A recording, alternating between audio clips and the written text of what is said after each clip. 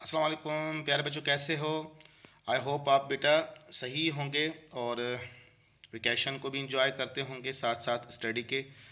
तो बेटा आज की हमारी जो टॉपिक है क्वांटम नंबर मुझे पहले पढ़ाना था, बहुत सारे बच्चों ने कहा, पर मैंने समझा कि इलेक्ट्रॉन कॉन्फ़िगरेशन का थोड़ा सा ओवरव्यू आपको देता चलूँ, उसके बाद क्वांटम नंबर आपको आसानी से समझ में आ जाएंगे। तो इसलिए मैंने चाहा कि क्वांटम नंबर को मैं बाद में डिस्क्राइब करता हूँ। तो चलते हैं जी, क्वांटम नंबर है क्या बेटा? ये बेटा नंबर है या आप इसको वैल्यू कह दें। Number are value which describe complete information of electron in atom is called quantum number. Basically ये बेटा क्वांटम नंबर जो है, ये नंबर कहें या उसको वैल्यू कहें, जो आपको कंप्लीट इंफॉर्मेशन देता है एटम में इलेक्ट्रॉन की, या ये समझे कि ये है आपका एड्रेस ऑफ एटम, है एटम की कंप्लीट एड्रेस बताता है। क्योंकि अभी तक जो लड़ाई हो रही थी वो ड्यूअल नेचर ऑफ इलेक्ट्रॉन पे हो रही थी। बोहर्स के मॉडल को लेकर बहुत सारा चर्चा हो रहा था कि बहुत सारे साइंटिस्ट के नज़रिए के मुताबिक ये पार्टिकल है। अब पार्टिकल है तो उनकी कोई स्पेसिफिक जगह होगी जहाँ पे ये लोकेट करता होगा। स्पेक्ट्रम ने हमें ये बतलाया कि ये जो है वो वेरिएबल जगहों से जो है वो राइज होता है। तो अब जो ऑर्बिट वाला कॉन्सेप्ट था वो तो रिजेक्ट हो गया। अब फर्दर उसके बाद पता चला कि ऑर्बिटल्स भी होते हैं, यानी कि सब एनर्जी लेवल भी होते हैं। तो इन तमाम चीज़ों को लेकर साइंस वर्ल्ड में बहुत सारी चीज़ें जो है वो सामने नई नई आने लगी। उनमें से एक साइंटिस्ट है जिसका नाम है बेटा स्कॉन्जर, जिन्होंने 1926 में, यहाँ अगर आप सिंटेक्स में देखें तो ये आपको स्कॉन्जर 1926 में जो है वो कंप्लीट एक मैथमेटिकली इक्वेशन हमें बतलाई, प्रोबेबिलिटी बेस के इलेक्ट्रॉन्स की ज़्यादा प्रोबेबिलिटी कहाँ हो सकती है, और उस सच रीजन को नाम दिया गया था बेटा ऑर्बिटल्स। यानी कि ऑर्बिट्स में इलेक्ट्रॉन्स की प्रोबेबिलिटी बहुत कम होती है, अलबत्ता ऑर्बिटल में बहुत ज़्यादा होती है। हत्ता कि इन्होंने तो मैथमेटिकली भी इस चीज़ को प्रूफ भी किया, और ये कंप्लीट इन्होंने एक इक्वेशन भी दी 1926 में, जिसको हम वेव इक्वेशन बोलते हैं। ये बेटा अगर आप इसको पास करके और आपका इसका शॉर्ट स्क्रीन ले लें तो काम आएगी, हो सकता है। ये है बेटा इसकी इक्वेशन।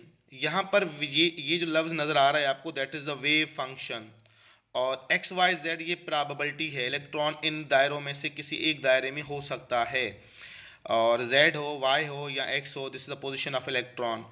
यहाँ पर ये तो कांस्टेंट वैल्यू है, मास h पाई, और यहाँ पर E जो है वो एनर्जी को इंडिकेट करता है, और V किसको इंडिकेट करता है? पोटेंशियल एनर्जी को इंडिकेट करता है। तो ये इन्होंने 1926 में तो क्वांटम केमिस्ट्री में एक इनकलाब बर्पा कर दिया कि जी अब इलेक्ट्रॉन की मोस्ट प्रोबेबिलिटी कहाँ हो सकती है अगर इलेक्ट्रॉन वेव की नेचर में है। तो अब जाहिर बात है पार्टिकल को डिफाइन करना बड़ा आसान होता है, पर वेव को कैसे डिफाइन करें कि वेव जो इस समय कहाँ होगी और इस समय क्या करती होगी। That's a very very important and difficult question to give the information of such. तो इसके लिए इन्होंने एक मैथमेटिकली पूरी इक्वेशन बताई हमें कि इलेक्ट्रॉन्स की कंप्लीट इंफॉर्मेशन आप कैसे ले सकते हो। तो आज हम इन्हीं बातों पे चर्चा करेंगे कि क्वांटम नंबर है क्या, क्वांटम नंबर हमें किस तरह से कंप्लीट इंफॉर्मेशन देता है। क्वांटम नंबर जो है, मैंने जैसा कहा, एक वैल्यू है जो डिस्क्राइब करता है, किसको डिस्क्राइब करता है बेटा? Complete information. और वो कंप्लीट इंफॉर्मेशन जो है वो एटम की या एड्रेस ऑफ एटम होती है। सेट ऑफ क्वांटम नंबर 4 होते हैं बेटा, यानी quantum number further 4 quantum number पे मुश्तमिल है, और अगर ये चारों इंफॉर्मेशन आपके पास आ गई तो फिर आप आसानी से एटम के बारे में सही तरीके से जान सकते हो। तो पहला क्वांटम नंबर है बेटा principal quantum number.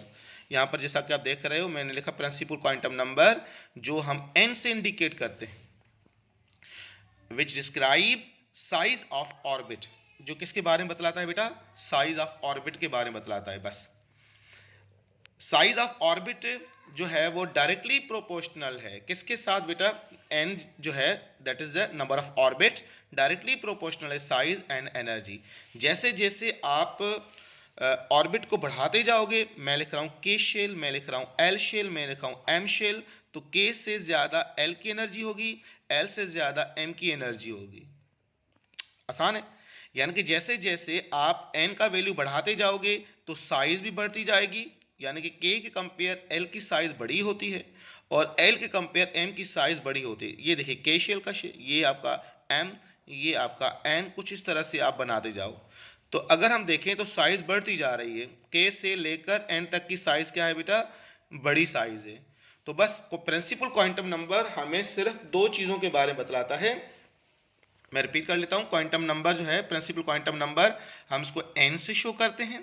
n is the number of orbit and which describe the size of orbit, जो ऑर्बिट की साइज को बतलाता है।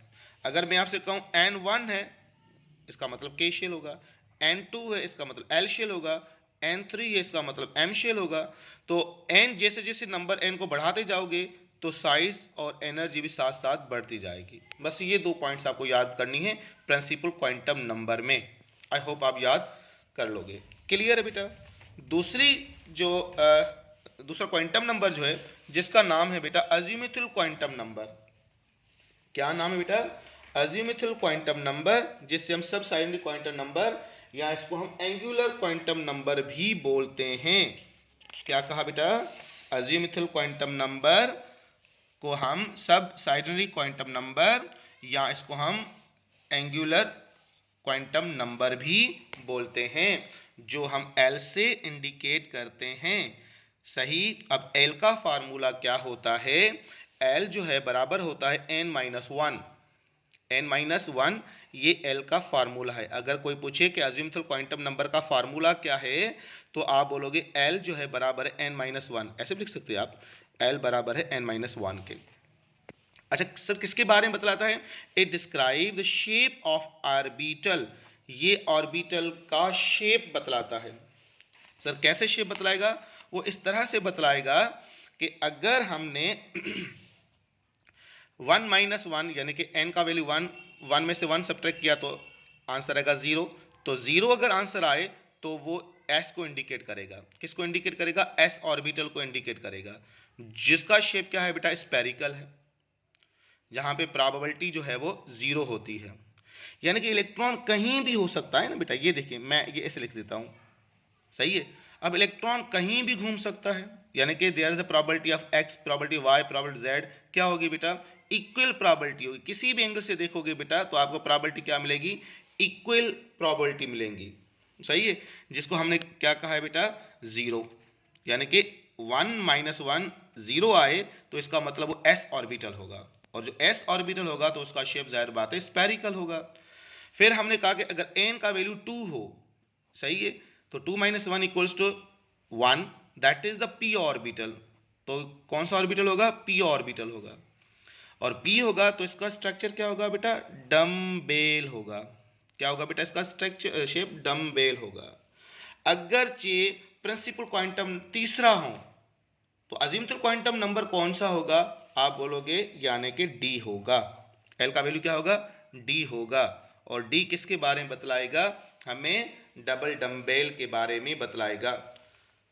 SP उसके बाद D, देन 4 हो तो 4-1 ये F आ गया, और F हमारे कॉम्प्लेक्स के बारे में बतलाता है, यानी कि ये ऑर्बिटल की इंफॉर्मेशन हमें देता है।